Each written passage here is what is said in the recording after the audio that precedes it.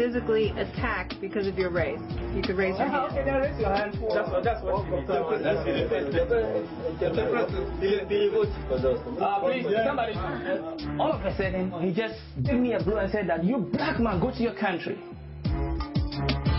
So, I mean, I was embarrassed. And so, I decided to defend because the way he gave me a blow, I mean, I don't understand. So, I just raised my head and I saw that there were 3 other guys also coming. And then all of a sudden, they started blowing me. So I was just covering my face here and there. Within about 2-3 minutes, they tried to give me, what they could do. So after a short time, they took on their heels. And blood was, coming out from my nose, from my mouth. Even if you could feel it, I had my teeth broken. How many times have you been attacked? 3 times. How many times have you been attacked? Up to 4 times. I had a cut on my upper lip with a knife. With a knife? Yeah, look at it. The scar is there. So this was all in one attack? Yeah, the first. You broke your wrist with an iron rod, cut you with a knife? I spent 2 weeks with a serious concussion. I spent 2 weeks in the hospital in Baronage. 2 weeks in the hospital? That was not in Moscow, in Baronage. How many people attacked you? There were about 9 or 10 of them. Some of the rise of ultranationalism and racism has to do with dislocation, social dislocation associated with the breakup of the Soviet Union. As people have lost one identity, they have been actively seeking other identities. And those whose lives are difficult, those who have poor economic prospects or are feeling otherwise socially dislocated, have sometimes looked to ultranationalism.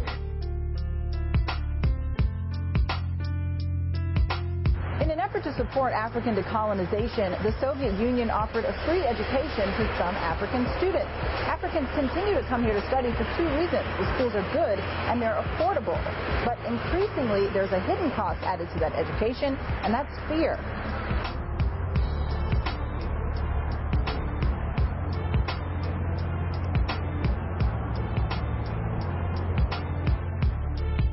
Me and my roommates were like 2 girls, 3 girls, 3 Chinese girls, and me. We tried to jump to the chair to block the window. The whole was open. 3 of us could go through it. So I had to use my hand to break the window much bigger because the fire was like at our backs and we had to run. The fire broke out at a housing dorm like the one behind me here. The authorities say that it was caused by faulty electrical wiring, but a lot of the students think that it was actually intentionally set by racists at a foreign housing dorm to hurt, kill, or drive foreign students out. But you think somebody set the fire? This is the Moscow Protestant Chaplaincy, one of the few places in the city where African students can come to feel safe. The church also operates a racial task force which helps collect information about the attacks. It's a real hub, it's a real center for a lot of our African students. Groups like the Moscow Protestant Chaplaincy are necessary because many victims won't report attacks directly to the police. If you do go to the authorities, it's going to turn back on you and hurt you. Even a black man was beaten in the metro. When 3 policemen came, he was lying down. Actually, he collapsed. The 3 policemen who came, one of them was saying, this is a good job from our future leaders. They are trying to defend their country. The government's response has been pathetic.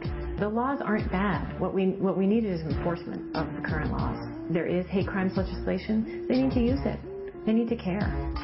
4 suspects cleared in racist attack. They killed, but they were set free. This should be a major problem for everybody who lives in Asia. Do you get the sense that there's some apathy? I don't think it's so much apathy as it is a feeling in them that they deserve it, which is scarier. So are you afraid to go out? I'm not afraid. I always have it. What is that? That's it. What is that? What is this? Tell me what this is. That's mace? No, that's a tear gas. Are you afraid to walk around the city? Oh, yeah, really. Yeah, because, when you leave in the house in the morning, you don't know what may happen to you. And does that make you want to leave Russia? Oh, yeah. If for that, life really, as we hear, life is not worth living. And does that make you want to leave Russia? Of course. I'm dead. Very soon I'll leave this country, actually. This is not a place where I think a black man should live for long.